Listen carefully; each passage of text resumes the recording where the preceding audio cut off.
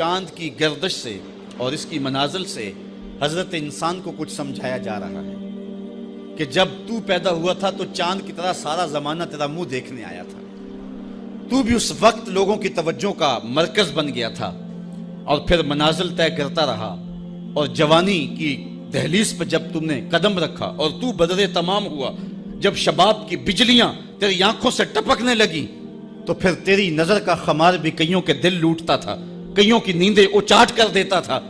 جس طرح چاند جب جوبن پہ ہو تو چکور کا دل لرزتا ہے، اور سمندر میں جوار بھاٹا پیدا ہو جاتا ہے، لہریں اٹھتی ہیں، طوفان پیدا ہوتے ہیں، تو جب بندہ بھی جوانی کی دہلیز پہ ہوتا ہے تو وہ بھی طوفان اٹھاتا ہے، دلوں میں جوار بھاٹے پیدا ہوتے ہیں۔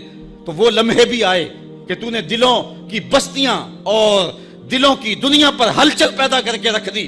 تیرا شباب لوگوں کی زندگیوں کے اندر گھلتا رہا، اور کتنوں کی نیندیں اچاٹ ہوتی رہیں، تیری زلف کے شکن کتنوں کا قرار لوٹ کے لے گئے۔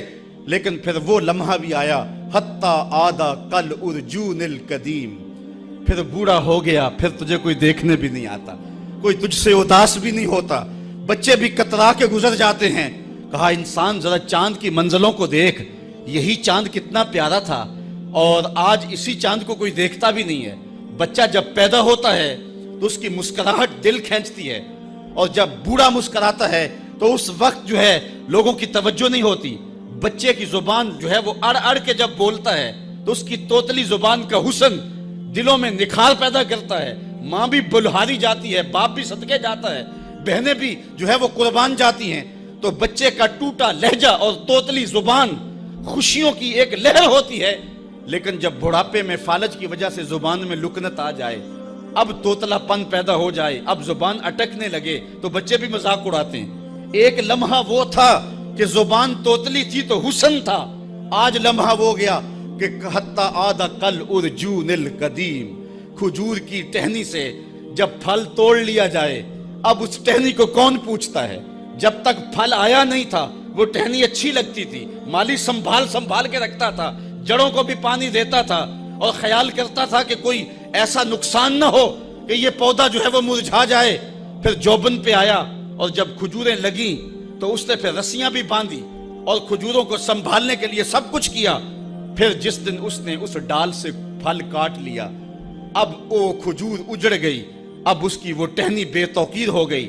انسان کی زندگی کا جب شباب لٹ جاتا ہے اور بڑھاپے میں جب وہ کسی قابل نہیں رہ جاتا، تو پھر اس کی بھی یہ مثال ہے، حتی آدھا کل ارجون القدیم، جیسے کھجور کی پرانی ڈال ہو۔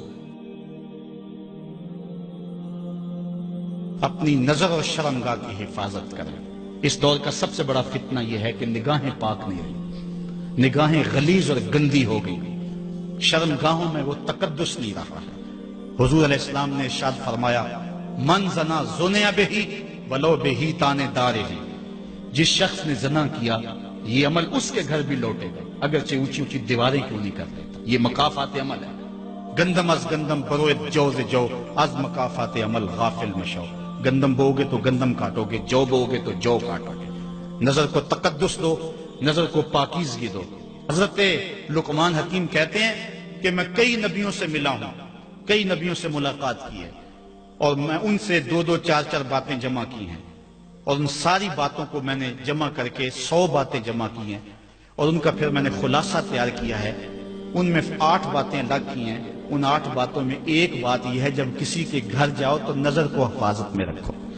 جس شخص کے مہمان بنو، جس کے گھر جاؤ، تمہاری نظر نہ بھٹکنے پائے۔ نظر اگر غیر محرم کو شہوت سے دیکھتی ہے، حدیث میں آتا ہے کل قیامت کے دن جہنم کی آگ سے بھر دی جائے گی، وہ سخت رسوا ہوگا۔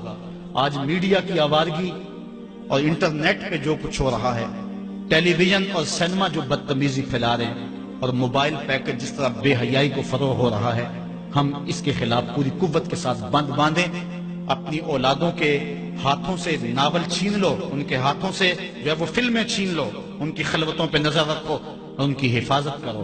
جس شخص کی نظر پاک نہیں ہے اس کے من میں طہارت نہیں آ سکتی ہے، دل پاک نہیں ہے اس کو جو ہے وہ باطن کا نور نصیب نہیں ہو سکتا۔ وائے قوم کشتائے تدبیر غیر، کارے او تخریب خود تعمیر غیر، از حیا بیگانہ پیرانے کہن، نوجوانا چوں زنا مشغول تن.